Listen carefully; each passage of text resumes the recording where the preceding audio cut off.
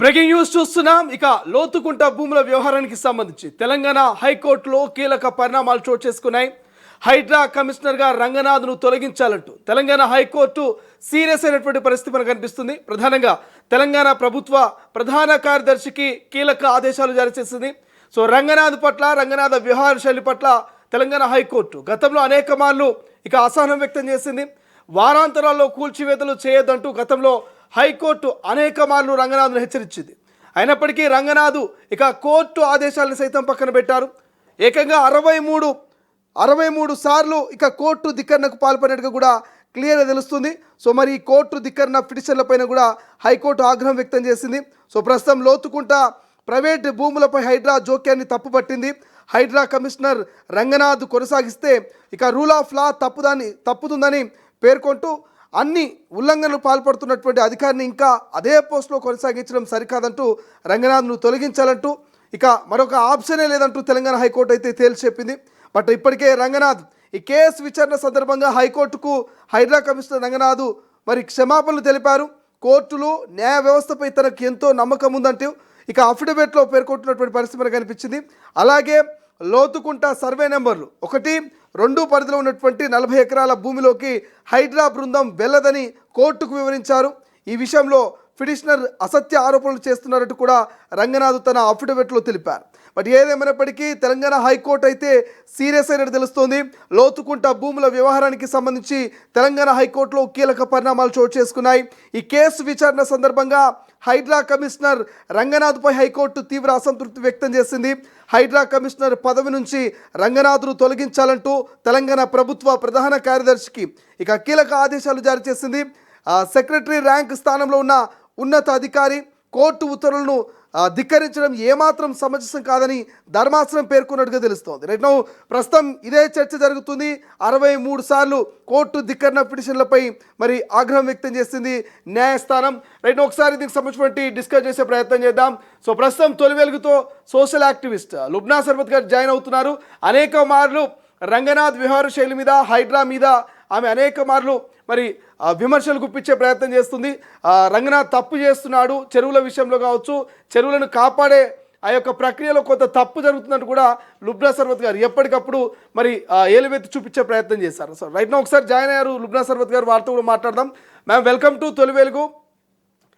So maybe మీరు ఈ వార్త చూసే ఉంటారు. సో ఎప్పుడైతే హైకోర్టు రంగనాథ్ను ఆ పదవి నుంచి తొలగించండి, ఆయన ప్లేస్లో ఇంకొకరిని నియమించాలంటూ కూడా సిఎస్కు కీలక ఆదేశాలు జారీ చేసింది. సో దీని మీద మీ కామెంట్ ఏంటి? నేను ఇది మీ తెలుగు వెలుగు నుంచేనండి వినడము. ఎందుకంటే నేను వేరే మూసీ నది మీద కూడా చాలా కిరాతకం అవుతా ఉంది కదా, ఆ పనిలో ఉన్నాను. అయితే మీ నుంచి వినడం నాకు చాలా సంతోషకరం. అండ్ నేను హైకోర్టు ఇప్పుడు గుర్తించింది చాలా మంచి పని. నేను 1 ఇయర్ నుంచే, గత 1.5 ఇయర్ నుంచే నేను చెప్తా ఉన్నాను, సీఎం గారికి ఓపెన్గా రాయడం, వీడియో ద్వారా రాయడం, అన్ని విధాలుగా రాశాను. రిమూవ్ రంగనాథ్ అని చెప్పి రాసినాను. రిమూవ్ రంగనాథ్ ఇమీడియట్లీ అని చెప్పి రాయడం ఎందుకు, దానికి సరైన సబ్స్టెన్షన్ ఇచ్చుకుంటా చెప్పిన నేను సీఎం గారికి రంగనాథ్ని వెంటనే తొలగించండి అని. ఎందుకు అంటే అసెట్ ప్రొటెక్షన్ అన్న పేరుతో ఆయన చెరువుల కట్టులని ఆయన బ్లాస్ట్ చేసిండు, ఆయన డెమాలిష్ చేసిండు. ఒక చెరువుని ప్రొటెక్ట్ చేయండి అయ్యా అంటే చెరువు బండిని బండిని డెమాలిష్ చేసిండు. తర్వాత ఆ బతుకమ్మ కుంట ఏవేవైతే ఆయన చెరువులు చేశాడు అనుకుంటాడో చూడండి. బతుకమ్మ కుంట హైకోర్టులో ఉంది, బోర్డే తొలగించింది. బమ్రకృదోల నెంజిటీలో ఉన్నది నా కేసే. అక్కడేమో ఎఫ్టీఆర్ భూమి మీద డిమార్కేట్ చేయకుండా ఎట్లా వేస్తారు, లోపల ఎట్లా వెళ్ళింది అని అక్కడ ఉన్నది. ఈయన అడుగు పెట్టిన ప్రతి చోట ఆ లేకు సర్వనాశనం చేస్తున్నాడు. ఎట్లా అంటే బండి డెమాలిష్ చేయడమే కాకుండా లేకు లోపల ఒక 18 ఏకర్స్ ఉన్న లేక్ని ఆయన 8 ఏకర్స్ చిన్న కుంటలాగా తయారు చేసేస్తున్నాడు. ఆయన ఇన్ఫ్లో అవుట్ఫ్లో జాంతానై దానికి ఒక పెద్ద ఎన్నో కోట్లు. ఇప్పుడు కూడా రీసెంట్ గా కూడా ఆయన 5 చెరువుల కోసం 120 కోట్లు, అంటే ఒక్కొక్క చెరువుకి 20 కోట్ల, అంటే అసలు ఎన్నో ఒక 50 లేఖలకి పనికొచ్చే డబ్బుని ఆయన కేవలం 5 లేఖల మీద యూజ్ చేస్తున్నాడు. ఎక్కడిది ఏం చేస్తున్నాడు? ఒక గవర్నమెంట్ భూమికి ఆయన ఫెన్స్ వేస్తున్నాడు కదా, మరి చెరువుల దగ్గర వచ్చేటప్పటికి పెద్ద పెద్ద ఇనుప గోల్డ్ ఎందుకు పెడుతున్నాడు? ఒక లేక్ ని ఆయన జైల్లో సమాధి చేసినట్టు ఎందుకు పెడుతున్నాడు? ఎవడు అడిగిండు? లేక్ చుట్టూ ఇనుప గోల్డ్ పెడతారా? బతుకమ్మకుంటా బొమ్మకుర్దోల అవి ఇప్పుడు వేరే వేరే చెరువుల దగ్గర ఎందుకు చేస్తుండవని ఆయన అసలు గిఫ్ట్ ఇస్తున్నాడు. ఆ ఎంక్రోచర్స్ కి ఈయన ఒక గిఫ్ట్ ఇస్తున్నాడు అన్నమాట వాళ్ళకి. అవన్నీ ఏదేదో చెరువు లోపల ఏంటది గిమ్ములు అంతా పెట్టి, అవి కాకుండా ఈయన ఎఫ్టిఎల్ డిమార్కేషన్ లో ఫస్ట్ ఆఫ్ ఆల్ ఒక పెద్ద తప్పు ఎక్కడుంది తెలుసా? ఈయన ఒక ఐఎఫ్ఎస్ ఆఫీసర్ మాత్రమే. ఒక administrative position lake protection committee chairman గా కమిషనర్ గా ఈయన ఉండరాదు. ఎందుకు అంటే దాని మెంబర్స్ అంతా ఎవరు? IAS officers. IFS officer cannot head A commission which is having IAS officers. IAS officers ఈ కమిటీ మెంబర్స్ ఉంటామంటే ఈయన చైర్మన్ ఉండమంటే అక్కడే ఒక చాలా పెద్ద తిరకాసు ఉంది అక్కడ. పైగా ఇక్కడ ఏంటంటే వీళ్ళు సురం చెరువు కేసే తీసుకోండి. సురం చెరువు ఈయనే కదా నన్ను అడిగి తీసుకున్నారు. రంగనాథ్ నన్ను అడిగి డాక్యుమెంట్స్ తీసుకున్నారు. ఇంటెలిజెన్స్ పీపుల్ నన్ను అడిగి డాక్యుమెంట్స్ తీసుకున్నారు. ఏమైంది? దాని తర్వాత కదా అనౌన్స్ చేశారు, అవును సురం చెరువు లోపల ఉంది, FTL లో ఉంది అని. నా కేసు లోకాయుక్తలో ఉండే కదా. సో దాన్ని బట్టి వాయనే చెప్పి ఇప్పుడు వాళ్ళే ఆ పాతవన్నీ తుంగలో పెట్టి ఇప్పుడు వాళ్ళ అంతేమో కొత్త FTL అదంతా వదిలేసి MM కాలనీ ఓవైసీ కాలేజ్ వదిలేసి వేరే కొత్త FTL ఇస్తున్నారు. ఈయన హయాంలోనే జరుగుతుంది ఇదంతా. ఏం చెప్తున్నారండి వీళ్ళు? అంటే కలెక్టర్ ఇంతకు ముందు ఒక మ్యాప్ ఇచ్చి ఇప్పుడు రెవెన్యూ కలెక్టర్ వేరే మ్యాప్ ఇస్తున్నారా? అదంతా ఈయన హేమం జరుగుతుందా? ఇది లుబ్నా గారు ప్రధానంగా సల్కం చెరువు మీద కూడా చర్చ జరిగింది హైకోర్టులో. సో ఆ సల్కం చెరువులో ఉన్నటువంటి ఓఐసి ఆ కాలేజ్ కూడా ఆ FTL పరిధిలో లేదన్నటువంటి ఒక చర్చ కూడా మీరు మేబీ చూసే ఉండొచ్చు. దీని మీద కామెంట్ చేస్తారా? ఎస్, తప్పకుండానండి. సుర్రం చెరువుది ఇప్పటిది కాదు కేసు, 2016 కేసు ఇది. 2016లో వీళ్ళు ఈ ఎవరైతే ఓవైసీ కాలేజ్ వాళ్ళు లోపల అంతా వేస్తూ ఫౌండేషన్ అంతా తొక్కి మొత్తం లేక్ పూర్తి చేస్తున్నప్పుడు లేక్ లోపల దిగి ఫొటోస్ తీసుకెళ్లి లోకాయుక్తలో సబ్మిట్ చేయడం జరిగింది. అయితే 2016 తర్వాత 2023లో ఫైనల్ ఆర్డర్ ఇచ్చింది. 2021లో లోకాయుక్త అందరినీ తిట్టే ఆఫీసర్స్ అందరు ఏమన్నారంటే అక్కడికి మేము వెళ్ళంగానే మమ్మల్ని అందరూ బెదిరిస్తున్నారు, మేము ఏం చేయలేకపోతున్నామని బేషరంగా వాళ్ళు చెప్పేసి లోకాయుక్త కోపం చేసి వెళ్ళండి అప్లికెంట్ ని కూడా పోలీసులు తీసుకెళ్ళి వెళ్ళండి అంటే అక్కడ ఆ బిల్డింగ్ ముందు నిలబడి 2021లో లోకేష్ కుమార్ GHMC కమిషన్ ఏమన్నాడు? ఈ బిల్డింగ్ అసలు పర్మిషన్ లేదు, ఎక్కడుంది ఈ బిల్డింగ్ అని చెప్పేశాడు ఆయన. 50 ఆఫీసర్స్ ఉన్నారు ఆ రోజు. అయితే వాళ్ళు ఇప్పుడు అదంతా వదిలేసి సగం లేకు పూడ్చిందంతా వదిలేసి, ఫస్ట్ ఆఫ్ ఆల్ ఇంకోటి చెప్తాను, 2016-17 ఇచ్చిన మ్యాప్ చిన్నగా చేసిన మ్యాప్, కాంప్రమైజ్డ్ మ్యాప్ అది. నేను ఆన్ రికార్డ్ చెప్తున్నా. అంతా వదిలేసిండ్రు. ఇప్పుడు ఆ వదిలేసిన చోటేమో రోడ్డుకి యువతల అక్కడ మొత్తం ఏదో యూనిక్ ప్యాలెస్ ఏవేవో ప్యాలెస్లు వచ్చేసినాయి. వీళ్ళ బాపతేనేమో తెలియదు నాకు.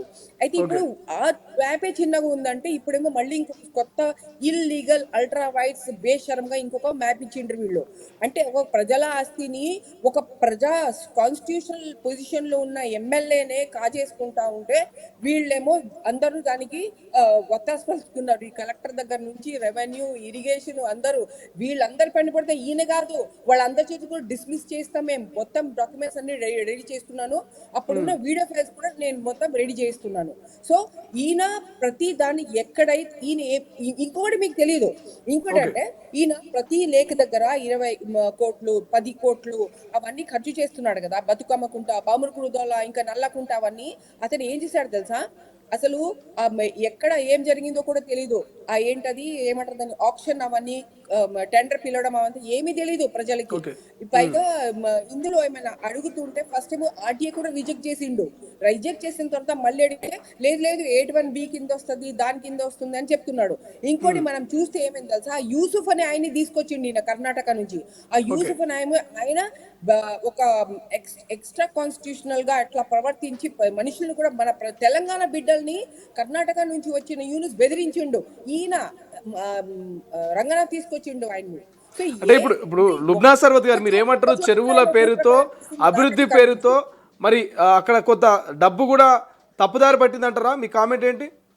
అరే నేను చెప్తున్నానండి, ఒక్క చెరువుకి మీకు అనవసరమైన దానికంటే పని చూపించుకున్నప్పుడు అవసరమైన దానికంటే డబ్బులు తీసుకోలేదో అది కామన్ సెన్స్. ఇంకా అసలు అవసరమే లేని ఖర్చులు పెడుతుంటే ఆయన చెరువుల మీద, అది ఫస్ట్ పాయింట్ కదా. అంటే అక్కడ డబ్బులు దొబ్బేది ఉందో లేదో ఇంకా అర్థం చేసుకోవాల్సిన పాయింట్ అదంతా. ఓకే, ఇంకా ఏంటి, ఆ వచ్చిన యూసుఫ్ అని ఆయన ఏదో టెక్నోక్రాట్స్ అంటే ఆ టెక్నోక్రాట్స్ కి ఒక మీరు వెబ్సైట్ వెతికితే ఒక వెబ్సైట్ లేదు వాళ్ళకి, వాళ్ళు చేసిన పని అంట లేదు, ఏమీ లేదన్నమాట. అట్లాంటి మనిషిని ఇక్కడ తీసుకొచ్చి మా తెలంగాణ బిడ్డల మీద సున్నం చేరుతో ఎంత బెదిరించినారు వాళ్ళని. అరే మన ప్రజల్ని తీస్తూ ఉంటే ఎఫ్టీఎల్ లో ఉంటే బఫర్ జోన్ ఉంటే వాళ్ళని తీసే ఇజ్జత్ గా తీయాలా వాళ్ళని. మీరు సబ్స్టెన్స్ ప్రూఫ్ చేసుకోండి, మీరు కూడా ఒక సిటిజనే. అలా వాళ్ళు బెదిరించి అంతా చేస్తున్నారు. పైగా ఆ యూసుఫ్ అని ఆయన మొత్తం చేసిండా, మరి ఆర్టీఏలో ఆయన పేరు కూడా లేదు అక్కడ. ఓకే. సో ఈయన మొత్తం ఏంటంటే it's a very very shadowy work అంటే షాబీ వర్క్ అంటే షాడోయి వర్క్ అంటాను నేనైతే. And he has gone totally against. ఇంకొకటి అండి, ఈయనకి మరి నార్సింగ్ కి దగ్గర ఫినిక్స్ పడుతుంది, మరి నేను తీసుకెళ్లి చూపించాం కదా, మొత్తం చూపించాం కదా, అది ఏమైంది మరి?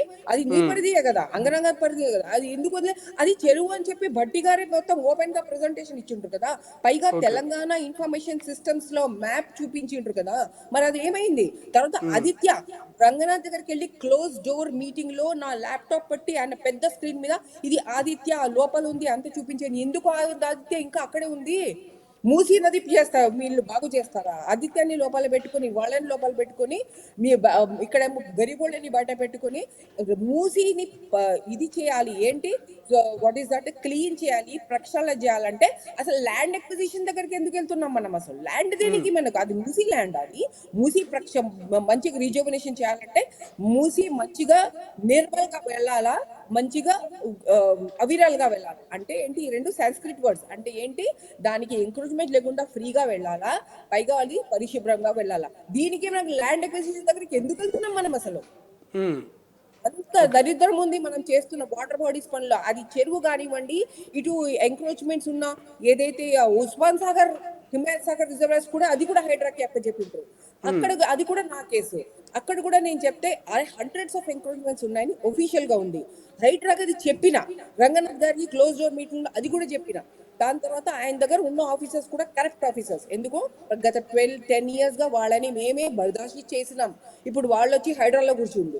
అయితే వాళ్ళకే ఎదురై నేను చెప్పిన, మీరు ఇవన్నీ ఒక హిమాయత్ సాగర్ మీరు పరిధి మీరు తీస్తా ఉంటే మీరు ఏమేం డాక్యుమెంట్స్ తీసారో చెప్పండి అని అడిగిన ఆఫీసర్స్ ని. అయితే వాళ్ళు 1, 2, 3 చెప్పిన తర్వాత మీరు ఎందుకు మెమోయిస్ ఇవ్వట్లేదు ఈ రంగనాథ్ గారికి, అవి కదా మెయిన్ అంటే, అవును మేడం కరెక్ట్ అని అప్పుడు తీసుకొస్తున్నారు వాళ్ళు. అంటే అప్పుడే వాళ్ళే ఒప్పుకున్నారు, నా ముందరే రంగనాథ్ గారు ఒప్పుకున్నారు. అవును మేడం చెప్పింది కరెక్ట్, చాలా పెద్ద విస్తీరణ అవన్నీ దానిలో ఉన్నాయి అని. ఆనంద ఫంక్షన్ హాల్ నుంచి ఆ పట్నం మహేందర్ దాని నుంచి అన్ని లోపల ఉన్నాయని చెప్పి ప్రూఫ్ తో సహా చూపిస్తుంటే మేము ఇవన్నీ తీయకుండా ఇవన్నీ ఏంటండి, ఇవన్నీ ఎంక్రోచ్మెంట్స్ తీయకుండా అక్కడ కేసు నడుస్తుండగాని వీళ్ళు ప్రజలు తాగే నీళ్లు వదులుతున్నారండి. అంత పెద్ద క్రైమ్ భరిస్తున్నా వీళ్ళందరినీ నేను. 63 కోర్టు ధిక్కరణ కేసులు నమోదైనాయి. సో ఇప్పటి వరకు మేము ఇటువంటి వ్యక్తినే చూడలేదు అంటూ కూడా హైకోర్టు సీరియస్ అయింది. సో ఈ కోర్టు ధిక్కరణ గురించి ఎట్లా మాట్లాడతారు, ఏం చెప్తారు మీ కామెంట్ ఏంటి? ఒక ఐపీఎస్ ఆఫీసర్ ఏంటి కోర్టు ధిక్కరణలు చేయడం ఎట్లా చూడవచ్చు? లేదండి, అసలు ఆఫీసర్స్ అండ్ పొలిటీషియన్స్ వీళ్ళు ఫస్ట్ ఫాలోవర్స్ ఆఫ్ లా ఉండాల. ఎందుకంటే ప్రజలు వీళ్ళని అనుసరిస్తారు. మరి ప్రజలు పైన అట్లా ఉన్నారు అంటే మనం కూడా మామూలు ఉండొచ్చులే అని చెప్పి ఎవరి లెవెల్లో ఇప్పుడు వాళ్ళు కరప్షన్ చేసేస్తా ఉన్నారు అన్నమాట. అయితే ఇక్కడ నేను కోర్టు 63 కదా, కానీ ఇది ఫస్ట్ టైం కాదు. ఎందుకంటే నాకు తెలిసి ఎవరైతే ఆయన పేరేమండి, మన ముందు చీఫ్ సెక్రటరీ గారు సోమేష్ కుమార్ కూడా చాలా చాలా కేసెస్ ఉండే, చాలా చాలా కంటెంప్ట్ కేసెస్ కూడా ఉండే. ఇన్ఫాక్ట్ 63 కంటే ఎక్కువ ఉండే నాకు తెలిసి. సో వీళ్ళందరూ అదే చేస్తున్నారండి. గత హయాంలో కేసీఆర్ హయాంలో అదే అయింది, ఇప్పుడు మన ఆర్ఆర్ హయాంలో కూడా అవే అవుతున్నాయి. వీళ్ళు they have to everybody has to be clean and comply with the law అండి. అదొకటే మనకి సొల్యూషన్ టు ఎవ్రీథింగ్. ఇప్పుడు ఈయన కూడా ఏంటి, లాని ధిక్కరించిండు, ఎవడో ఏదో చెప్తున్నాడు అని చెప్పి ఆ తమ్మిడికుంట దగ్గర నువ్వు వెళ్ళి కొట్టి అక్కడికి తమ్మిడికుంట లోపల ఈయనే లోపల వెళ్ళి పెట్టేసి ధ్వంసం చేసి లోపల సిమెంట్ పెట్టి దాన్ని బ్యూటిఫై చేస్తున్నాడు. అదేంటి మరి? అది ఇప్పుడు ఎఫ్టీఎల్ ఓవైసీ స్కూల్ తీయకపోతే తమ్మిడికుంటది ఎందుకు తీసినట్టు? మనం ఎన్ కన్వెన్షన్ కట్టండి, మళ్ళీ ఎన్ కన్వెన్షన్ లోపల ఎందుకు తీసినట్టు? ఇంకొకటి ఎంఎన్ఆర్ కాలేజ్ ఉంది కదా, అది సంగారెడ్డి మల్లం చెరువు లోపల ఉంది. అయితే ఇప్పుడు ఓవైసీ ఇప్పుడు ఎంఎన్ఆర్ మీద నేను నోటీస్ ఇచ్చిన కలెక్టర్ సంగారెడ్డికి. వాళ్ళు ఏమంటారు ఇప్పుడు ఎంఎన్ఆర్, అరే ఓవైసీ కాలేజ్ ని వదిలేసి కొత్త ఎఫ్టీఎల్ పెట్టిండ్రు కదా, ఇప్పుడు నాకు కూడా కొత్త ఎఫ్టీఎల్ పెట్టిండ్రు అని చెప్పేస్తారు వాళ్ళు. ఈ సుర్రం చేరుతో అంత పెద్ద ఘాతకం జరిగింది ఇప్పుడు. రైట్, ఎట్లా? ఎవ్రీబడి విల్ ఆస్క్ కదండి. సో మీరు వెల్కమ్ చెప్తున్నారా ఇవాళ కోర్టు ఇచ్చిన తీర్పు రంగనాథ్ను తొలగించి మరొక వ్యక్తిని నియమించాలని చెప్తున్నది, మీరు వెల్కమ్ చెప్తున్నారా దీనికి? ఎస్ అండి. ఈ వెల్కమ్ చేయడమే కాకుండా ఇంకా అసలు ఏంటంటే పాయింట్, ఈయనది ఏంటి, లేక్ ప్రొటెక్షన్ కమిటీకి ఈయన చైర్మన్ గా పెట్టారు. అదే చెప్పాను కదా ఇందాక, ఒక ఐపీఎస్ కింద ఇప్పుడు ఎందుకంటే ఆ లేక్ ప్రొటెక్షన్ కమిటీలో ఒక 17 మెంబర్స్ దాకా ఉన్నారు. అందులో ఉన్న ఐఏఎస్ ఆఫీసర్స్ ఉన్నారు చాలా మంది. Okay, okay. సో ఇప్పుడు ఏమైతుంది అంటే మళ్ళీ ఆయన తొలగించినా గానీ ఇంతకు ముందు ఎవరుండే HMDA commissioner was the chairman of the lake protection committee అన్నమాట. సో నేనేమంటున్నానంటే అసలు యాక్టివేట్ అవ్వాల్సింది హైకోర్టు ఆదేశాలు ఏమని ఇవ్వాలంటే, ఇప్పుడు నా కేసు ఉంది కదా సూరన్ చెరువుదంతా, నేను అక్కడ వాల్టా చైర్మన్ అని రాసిన, నా ప్రతి కేసులో హైకోర్టులో ఉన్నది కూడా లేక్స్ గురించి వాల్టా చైర్మన్ రాసిన. అస్సలు వీళ్ళకి అధికారాలు ఏమున్నాయి, వీళ్ళకి మెజిస్ట్రియల్ పవర్స్ ఉన్నది కలెక్టర్స్ కి ఇంకా తహసీల్దార్స్ కి. సో ఫోకస్ అక్కడ ఉండాలి. ఓకే, వీళ్ళ మీద ఎవరు చైర్మన్ ఏమున్నా అది కూడా ఐఏఎస్ ఉండాలి. కానీ అసలు ఫోకస్ ఏంటి, ఒక చట్టం ఉంది, ఆ చట్టంలో ఆ డిస్ట్రిక్ట్ వాల్టా అథారిటీకి చైర్మన్ ఎవరు, డిస్ట్రిక్ట్ కలెక్టర్. సో ఆ డిస్ట్రిక్ట్ కలెక్టర్, ప్రతి డిస్ట్రిక్ట్ కి డిస్ట్రిక్ట్ కలెక్టర్ అన్నది చైర్మన్. వాళ్ళు వాల్టా యాక్ట్ కింద ప్రతి లేక్ ని వాళ్ళకి బాధ్యత ఉంది. వాళ్ళు చేయకపోతే హైకోర్టు వాళ్ళని దగ్గమని డిస్మిస్ చేయొచ్చు. అంత రెస్పాన్సిబిలిటీ ఉంది వాళ్ళకి. అంటే ఇప్పుడు హైడ్రా అవసరం లేదంటారా? తెలంగాణలో హైడ్రా అవసరం లేదంటారా? అవసరమే లేదంటున్నా నేను. ఇప్పుడు వాళ్ళు ముందర ఏం రోల్ ఉన్నది, వాళ్ళు డిజాస్టర్ మేనేజ్మెంట్ చేసి అసెట్ ప్రొటెక్షన్ అంటే ఎవడి వల్ల అవుతుందండి అంత పెద్ద పని, మీరు చెప్పండి. ప్రాక్టికల్ కానీ ఇప్పుడు లుబ్నా గారు ఈ గడిచిన 2 ఏళ్లలో ఈ హైడ్రాకు చాలా మంది ఇది చాలా బాగా చేస్తుందని వెల్కమ్ చెప్పిర్రు, పాలాభిషేకం చేసిర్రు, ప్రశంసలు కురిపించారు కదా ఈ హైడ్రా మీద. చాలా మంచి పాయింట్ ఇది. ఆ పాయింట్ దగ్గరికి వస్తున్నా నేను. చూడండి, గత 2 ఇయర్స్ నుంచి 24లో పుట్టింది హైడ్రా. గత 2 ఇయర్స్ నుంచి ఏ ఆఫీసర్ కి ఇంత తీరికుండేనండి, ఇంటర్వ్యూల మీద ఏ ఐఏఎస్ ఐపీఎస్ ఆఫీసర్ ఇన్ని ఇంటర్వ్యూలు ఇచ్చారండి చెప్పండి నాకు ఒకసారి. అంటే ఇంటర్వ్యూలు ఇవ్వడం తప్పంటారా? ఇంటర్వ్యూలు ఇవ్వద్దంటారా? ఇంటర్వ్యూస్ ఇవ్వద్దంటారా? లేదండి, ఏ ఆఫీసర్ కి అంత తీరిక ఉందంటున్నా నేను. ఇప్పుడు ఈయన ఒక ఐపీఎస్ అండి, హెచ్ఎండిఏ కమిషనర్, లేక్ ప్రొటెక్షన్ కమిటీకి చైర్మన్ ఈయన. ఓకే, ఇప్పుడు హెచ్ఎండిఏ కి కూడా కమిషన్ ఉన్నాడు, వేరే కమిషనర్స్ ఉన్నారు, ఐఏఎస్ కలెక్టర్స్ ఉన్నారు, కమిషనర్స్ ఉన్నారు, జిహెచ్ఎంసీ కమిషనర్. ఎవరైనా ఇంటర్వ్యూలు ఇవ్వడం చూసినారా అంటున్నా నేను. లేదు, చాలా తక్కువ మీడియాలో కనిపించారు. పెడతారు, కమిషనర్ పెడతారు, ఒక ఏమైనా అవ్వగానే ప్రెస్ మీట్లు పెడతారు, 5 మినిట్స్ పెడతారు, 10 మినిట్స్ పెడతారు, అయిపోతుంది. ఈయన ప్రతి ఛానల్లో ఇంటర్వ్యూస్ ఇస్తున్నాడండి. ఒక పొలిటీషియన్స్ గా, ఒక యాక్టివిస్టులుగా, ఒక అచీవర్స్ లాగా ఎవరికి ఇంటర్వ్యూలు ఇస్తారు, అది నంబర్ 1. ఓకే, అంత తీరిక ఇక్కడి నుంచి ఎందుకు వస్తుంది, ఎందుకు అవసరం వస్తుంది? నీలాగా ఇంటర్వ్యూలు ఎవరు ఇచ్చిండ్రు చూపించండి నాకు. ఏ కలెక్టర్ ఇచ్చిండు ఇంటర్వ్యూ? జిహెచ్ఎంసీ కమిషన్ ఇచ్చిండా, డీజీపీ ఇచ్చిండా, ఈయన పోలీస్ కమిషనర్ ఇచ్చిండ్రా, ఎవరు ఇచ్చిండ్రు? అది ప్రెస్ కాన్ఫరెన్స్ వేరు. ఏమైనా పని జరగగానే 5 మినిట్స్ వాళ్ళు ప్రెస్ కి చెప్తారు, ప్రెస్ బ్రీఫింగ్ అయిపోతుంది, ఖతం. కానీ కూర్చొని స్టూడియోలో ఇంటర్వ్యూలు ఎవరిచ్చిండ్రండి? ఈయన ఇస్తుండే ఫస్ట్. కోర్టు దిక్కలు 63 అయితే ఈయన ఇంటర్వ్యూలో ఒక 163 ఉన్నాయి. ఎవరికి పని చేస్తుండే అసలు? పని చేస్తే ఇంటర్వ్యూలు ఇచ్చే టైం ఉంటుందా చెప్పండి? రైట్, చాలా వాల్యుబుల్ క్వశ్చన్ మీరు రేజ్ చేసిరు. ఇంటర్వ్యూలు ఇవ్వడానికి టైం ఉంది, ఇంటర్వ్యూలు ఇస్తున్నాడు, కానీ కోర్టు దిక్కన కేసులు చూస్తే 63 ఉన్నాయి. సో ఇక్కడ చట్టం మీద గౌరవం లేదు కానీ ఇంటర్వ్యూలు ఇస్తున్నారు అనేది మీ పాయింట్ అనుకోవచ్చా? ఎస్, అండ్ ఇంకోటి చెప్తాను నేను, పబ్లిసిటీ. అరే రే ఆ బమ్రుక్ను దొలను నేను ఎత్తి చూపించిన తప్పులు ప్రతి రోజుకి ఎత్తి చూపించి డైరెక్ట్ ఆయన నంబర్ వాట్సాప్ మీద పడేస్తా ఉంటే, ఆయన దానికి ధీటుగా ఏం చేస్తున్నాడంటే ప్రతి చోట రీల్స్ హైడ్రా రీల్స్ ఆన్ బమ్రుక్ను దొల, ఇదిగో బమ్రు ఇట్లా ఉంది అట్లా ఉంది అంటే, ఏమైనా కంపెనీ నడిపిస్తున్నారా మనం? హైడ్రా అంటే ఒక కంపెనీనా? ఊరికి ఒక రీల్ తయారు చేసి ఇట్లా డ్రోన్ కెమెరాస్ పెట్టేసుకుని పబ్లిసిటీ ఎందుకు చేస్తున్నారు మీరు? ఒక లేక్ ని ప్రొటెక్ట్ చేయడం అన్నది మీ ధర్మం. బట్ ఈ పబ్లిసిటీ కేవలం కబ్జాదారులు ఎవరైతే ఉంటారో, ఎవరైతే ప్రభుత్వ స్థలాన్ని, చెరువులని, నాలాని ఆక్యుపై చేశారనుకుంటున్నారో వాళ్ళకు ఒక భయాన్ని క్రియేట్ చేయడానికి, ప్రజలకు అవగాహన కల్పించడానికి ఈ రీల్స్ అనేటువంటి ఒక చర్చ కూడా జరుగుతోంది. ఇంటర్వ్యూస్ కూడా పబ్లిక్కి ఒక అవేర్నెస్ కల్పించడానికి ఇంటర్వ్యూస్ అనే ఒక చర్చ కూడా జరుగుతోంది. ఇక్కడ ఒక పాయింట్ ఉందండి, ఈ 2 క్వశ్చన్స్ కూడా చెప్తాను. ఇంకొకటి, ఆ ప్రజలు అది తీసుకుని వెళ్తున్నారు చూడండి, ప్రజలు ఇట్లా యాత్ర చేస్తున్నారు అంటే ప్రజలు మరి ధిక్కరణ కూడా చేస్తారు, అది కూడా చూపించుకోవాలి కదా, ఆ రీల్ కూడా పెట్టండి మరి. ఉమ్, సున్నం చెరువులో ఎంత భయభ్రాంతుల్ని చేసినారు, ప్రజలు ఎంత పడినారు. అక్కడ ఒక చోట ఏమో వాళ్ళ ప్రైవేట్ ల్యాండ్ లో ఏమో ఈయన వెళ్ళి ఫెన్సింగ్ చేస్తే ఫెన్సింగ్ తొలగించాల్సి వచ్చింది ఈయన. అది నిజం కాదా? మన తెలుగు వెలుగులు కూడా వచ్చింది మరి, అది కూడా చూపించుకోవాలి కదా. అదే రీల్స్ లో పెట్టండి మీరు, హైదరాబాద్ ఆ రీల్స్ పెట్టండి మరి. అవగాహన అన్నారు కదా, మరి ఆ అవగాహన కూడా ఉండాలి కదా మరి. చూడండి, ఓకే. అవగాహనకి ఇంటర్వ్యూలు కూర్చొని స్టూడియోల్లో గంటలు గంటలు తరబడి మనం ఇంటర్వ్యూలు ఇచ్చుకుంటూ పోము. అవగాహన చేయడానికి మీరు ఇన్ఫర్మేషన్ అక్కడ సరిగా పెట్టాలా. మీ వెబ్సైటే government.telangana.gov.in లో హైడ్రా వెబ్సైటే లేకుండే, హైడ్రా ఆర్టీఐది ఎఫీషియల్ ఇన్ఫర్మేషన్ లేకుండే, నేను ఆర్టీఐ కమిషనర్ దగ్గర చంద్రశేఖర్ గారి దగ్గరికి నేను పోయినా, సెక్షన్ 17 కింద యాక్షన్ తీసుకోండి హైడ్రా రంగనాథ్ మీద అనేసి. ఇదండి అవగాహన అంటే. అవగాహన అంటే తెలుగులో రాయండి, ఈ ఉర్దూలో రాయండి, ఇంగ్లీష్లో రాయండి. మీ జీవోస్ మీరేం చేస్తున్నారు, మీ ఖర్చు ఎంత, నేను అంతా అడిగిన.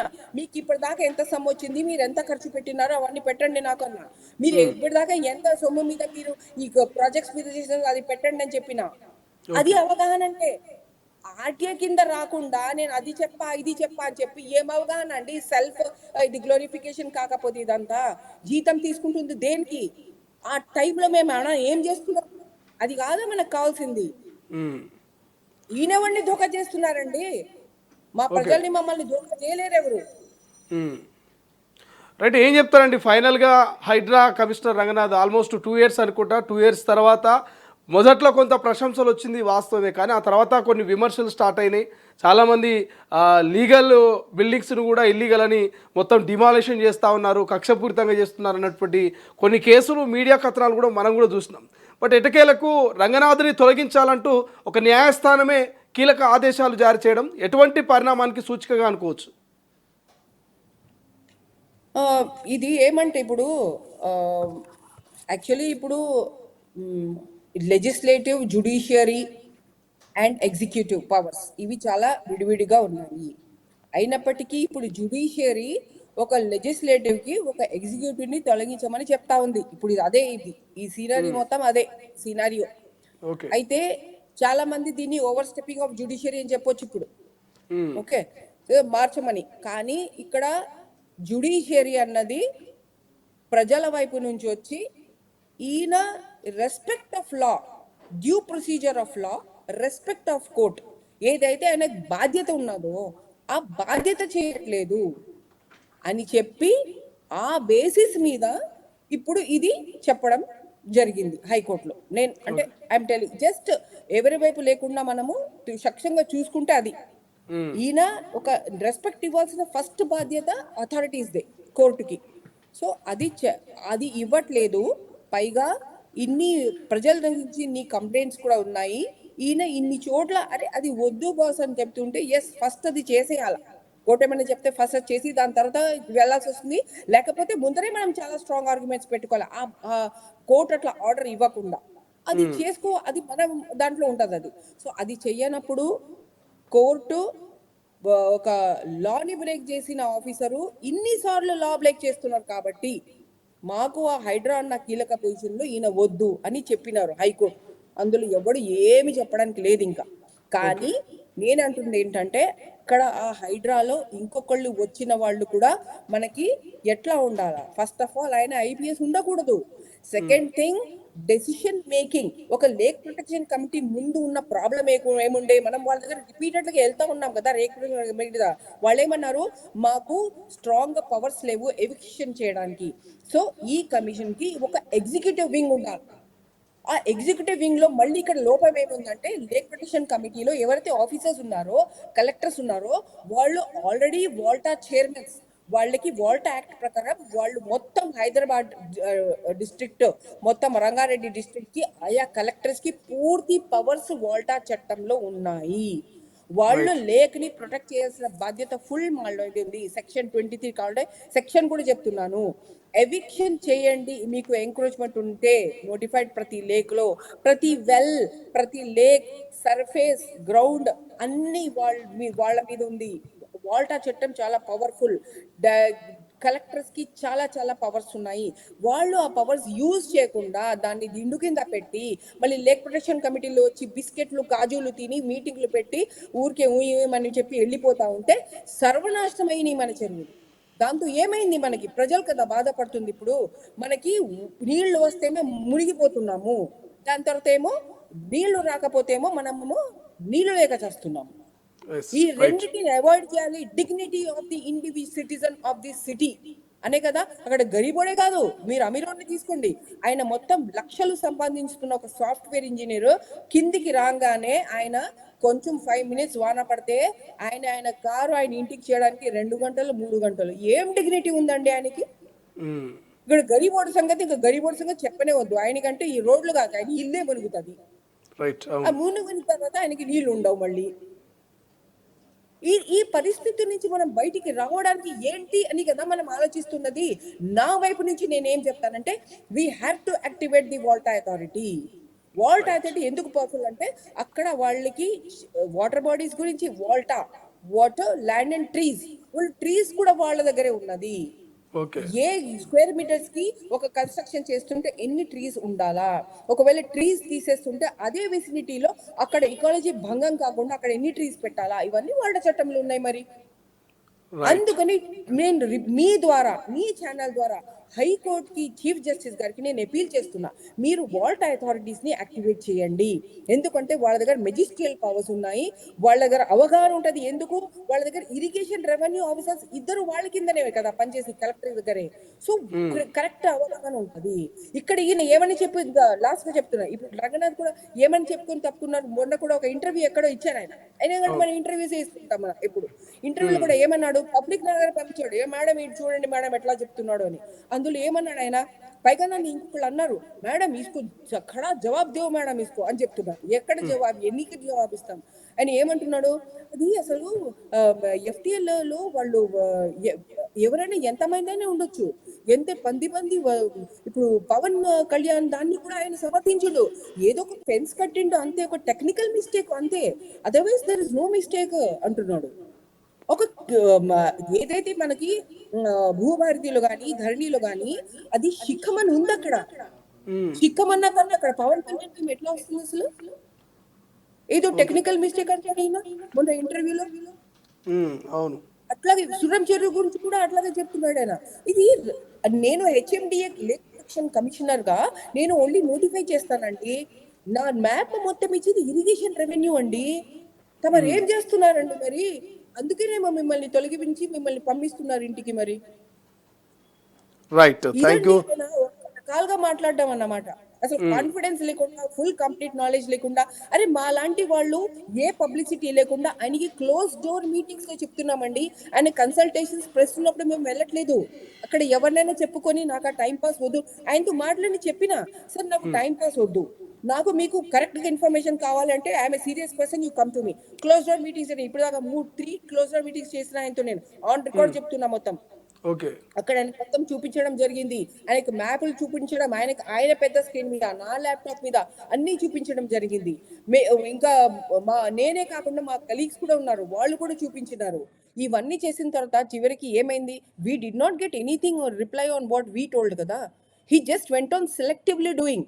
అంటే ఇక్కడ నేను FTL మారుస్తా, అక్కడ మార్చా, ఇక్కడ తొలగిస్తా, ఇక్కడ తొలగించా, ఇక్కడ 20 కోట్లు పెట్టి లేఖని పెద్ద ఇనుప గోళ్లు పెడతా, అక్కడ గవర్నమెంట్ ల్యాండ్ కి ఒక ఫెన్స్ పెడతా. అంటే అంత ఏ చట్టం ప్రకారం ఈ అన్ని చేస్తున్నారు? ఒక లేఖ మీద ఒక ఇనుప గోళ్లు పెట్టి దాన్ని ఒక జైల్లో పెట్టినట్టు ఒక లేఖని పెట్టేస్తే అది ఏ చట్టం కింద చేశారని అడుగుతున్నా నేను.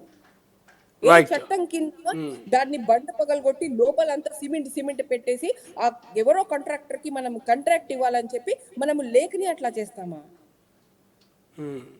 ఏ చట్టం కింద? రైట్. సో థ్యాంక్ యూ అండి, థ్యాంక్స్ ఫర్ జాయినింగ్ ఇన్ తొలి వెలుగు. సో ఇది మొత్తం మీద లుబ్నా సర్వత్ లాంటి వాళ్ళు, చాలామంది సోషల్ యాక్టివిస్టులు గతంలో రంగనాథ్ మీద అనేక మార్లు వాళ్ళు చెప్పే ప్రయత్నం చేశారు, ఇది కరెక్ట్ కాదు, ఇది తప్పు, సో ఇదంతా మరి కరెక్ట్ ఒక ప్రాసెస్లో పోవట్లేదని చెప్పే ప్రయత్నం చేశారు. సో లుబ్నా సర్వత్ గారు కూడా చాలా ఫైట్ చేసి హైడ్రా చేస్తున్నటువంటి తప్పిదాల మీద ఎప్పటికెప్పుడు RTI ద్వారా ఇన్ఫర్మేషన్ తీసుకునే ప్రయత్నం చేశారు. RTI ఇచ్చినటువంటి ఇన్ఫర్మేషన్తో ఇక లీగల్గా ముందుకు వెళ్ళేటువంటి ప్రయత్నం చేశారు. సో క్లియర్గా చెప్తా ఉన్నారు, వోల్టా అథారిటీస్ తోటే ముందుకు వెళ్తే బాగుంటుంది, కలెక్టర్లకు పూర్తి అవగాహన ఉంటుంది, కలెక్టర్ల త్రోలో మరి యొక్క చెరువులు నాలాల కబ్జాకు సంబంధించి మరి ఒక పూర్తి కట్టుదిట్టమైనటువంటి సిస్టమ్ని ఏర్పాటు చేయాలి తప్ప సో హైడ్రా ఏంటి, అసలు హైడ్రా అనేది మరి ఒక ప్రైవేటా ప్రభుత్వమా, అసలు దాని సిస్టమ్ ఏంటి, ఎందుకు రంగనాథ్ 63 కోట్లు ధిక్కరణలు చేస్తూ ఉన్నాడు, ఆయనకు ఇంటర్వ్యూస్ ఇచ్చే టైం ఉంది కానీ మరి కోర్టులో అంటే న్యాయస్థానాల ముందు హాజరై జవాబుదారితనంగా మరి ఎందుకు హాజరవ్వట్లేదు, ఎందుకు ఇన్ని కోర్టు ధిక్కరణలకు పాల్పడుతున్నారంటూ కూడా మరి పెద్ద ఎత్తున విమర్శలు వచ్చాయి. ఇప్పుడు లుబ్నా సర్వత్ గారు కూడా అదే చెప్తున్నారు, సల్కం చెరువులో ఒక న్యాయము, బతుకమ్మ కుంటలో ఇంకో న్యాయము, సున్నం చెరువు నల్ల చెరువులో ఇంకో న్యాయం, ఎవరు ఈ కోట్ల రూపాయలు పెట్టి చెరువులను అభివృద్ధి చేయమన్నారు, మరి పచ్చటి ఆ యొక్క ప్రకృతిలో ఉన్నటువంటి ఆ చెరువులను ఎందుకు ఇనుప కంచెలతో బంధిస్తున్నారంటూ సో ప్రశ్నల వర్షం కురిపిస్తున్నారు. రంగనాథ్ను మరి కమిషనర్గా హైడ్రా కమిషనర్గా తొలగించడం నేనైతే వెల్కమ్ చేస్తున్నానంటూ కూడా రుబ్నా సర్వత్ చెప్తున్నటువంటి పరిస్థితి. బట్ ఏదేమైనప్పటికీ తెలంగాణ హైకోర్టు ఈ సంచలన ఆదేశాలు జారీ చేయడం సో కొంత చర్చనీయాంశంగా మారింది. 10ల సంఖ్యలో కోర్టు ధిక్కరణకు పాల్పడ్డారన్న నేపథ్యంలో ఇక ఐపీఎస్ ఏవి రంగనాథ్ను హైడ్రా కమిషనర్ పదవి నుంచి తొలగించాలని తెలంగాణ చీఫ్ సెక్రటరీ హైకోర్టు ఆదేశాలు జారీ చేసింది. సో న్యాయస్థానంలో లోతుకుంట భూముల వ్యవహారంపై విచారణ జరిగింది. ఈ విచారణ సందర్భంగా భూముల వ్యవహారంలో హైడ్రా జోక్యాన్ని తప్పుపట్టింది. దీంతో హైకోర్టును హైడ్రా కమిషనర్ రంగనాథ్ క్షమాపణలు కోరారు. ఈ మేరకు లోతుకుంట భూముల వ్యవహారంలో సారీ చెబుతూ అఫిడవిట్ దాఖలు చేశారు. ఇక లోతుకుంట సర్వే నెంబర్ 1, 2 ఇందులో 40 ఎకరాల్లోకి హైడ్రా వెళ్ళిందని పేర్కొన్న రంగనాథ్ పిటిషనరీ అవాస్తవాలు చెప్పారని అఫిడవిట్లో పేర్కొన్నారు. అయితే హైడ్రా కమిషనర్ రంగనాథ్పై 63 కోర్టు ధిక్కరణ కేసులున్నాయన్న న్యాయస్థానం మరి కోర్టులపై తనకు నమ్మకం ఉందన్న హైడ్రా కమిషనర్ రంగనాథ్ స్పష్టం చేశారు. అయితే ఇన్ని ధిక్కరణ కేసులు ఎందుకు నమోదయ్యాయని హైకోర్టు ప్రశ్నించింది. అనంతరం కోర్టు ఆదేశాల్ని ధిక్కరించడంపై న్యాయస్థానం ఆగ్రహం వ్యక్తం చేసింది. ఎన్నిసార్లు కోర్టు ధిక్కరణకు పాల్పడతారని అసహనం వ్యక్తం చేసింది. అయితే కోర్టు ధిక్కరణకు పాల్పడినందుకు హైడ్రా కమిషనర్ పదవి నుంచి రంగనాథ్ను మరి తొలగించాలని తెలంగాణ చీఫ్ సెక్రటరీకి ఆదేశాలు జారీ చేసింది. ఐజీ స్థాయి అధికారిని హైడ్రా కమిషనర్గా నియమించాలంటూ ఆదేశాలు జారీ చేసింది. చూద్దాం ఏం జరుగుతుంది. రంగనాథ్ మరి నిజంగా రంగనాథ్ ఇన్ని రోజుల పాటు హైడ్రా పేరుతో ఇటు మీడియా సోషల్ మీడియాలో కొంత చర్చనీయాంశంగా మారారు. సో హైడ్రాకి రంగనాథ్కి ఇక నేటితో పులిస్టా పడబోతుందా, హైడ్రా కమిషనర్గా కొత్త వ్యక్తి బాధ్యతలు తీసుకోబోతున్నారా, ఏం జరుగుతుంది, ఎటువంటి పరిణామాలకు మరి హైకోర్టు తీర్పు దారి తీయబోతుందో చూద్దాం.